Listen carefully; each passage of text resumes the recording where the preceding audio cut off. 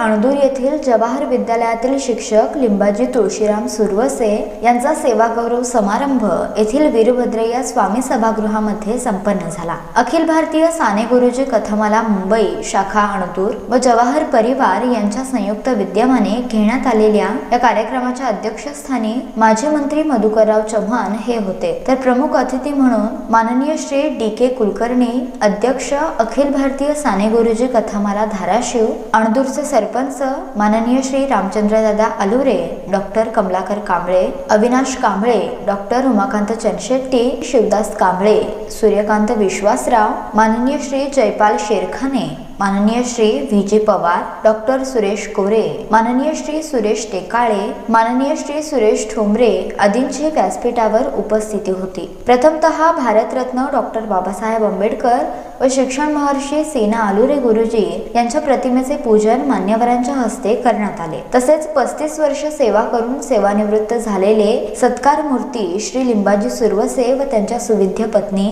संध्या सुरवसे या दाम्पत्यांचा ज्ञानकिरण सामाजिक संस्थेच्या वतीने मानपत्र देऊन सन्मान करण्यात आला। तसेच दैनिक संघर्ष सेवा गौरव पुरवणीचे प्रकाशन मान्यवरांच्या हस्ते करण्यात आले। यावेळी श्री लिंबाजी सुरवसे यांचा परिचय साताप्पा वल्दुरे यांनी करून दिला, तर प्रास्ताविक मारुती बनसोडे यांनी केले। यावेळी व्ही.जी. पवार, शिवदास कांबळे, कमलाकर कांबळे, रामचंद्रदादा अलुरे, सूर्यकांत विश्वासराव व डी.के. कुलकर्णी यांनी लिंबाजी सुरवसे यांच्याबद्दल मनोगत व्यक्त केले, तर अध्यक्ष समारोप माजी मंत्री मधुकरराव चव्हाण यांनी केला। यावेळी सेवानिवृत्त शिक्षक लिंबाजी सुरवसे यांनी शालेय जीवनापासून ते आजपर्यंत केलेल्या कार्याबद्दल मनोगत व्यक्त केले। या सेवा गौरव कार्यक्रमासाठी पंचक्रोशीतील शिक्षक शिक्षिका, सराटी येथील ग्रामस्थ, लिंबाजी सुरवसे यांचे नातेवाईक, मित्र परिवार मोठ्या संख्येने उपस्थित होते। या कार्यक्रमाचे संयोजक श्री मारुती खोबरे गुरुजी व मित्र परिवार यांनी केले होते। यावेळी आलेल्या सर्वांना स्नेहभोजन देण्यात आले। या कार्यक्रमाचे सूत्रसंचालन एम.बी. बिराजदार यांनी, तर आभार भैरवनाथ कानडे यांनी मानले।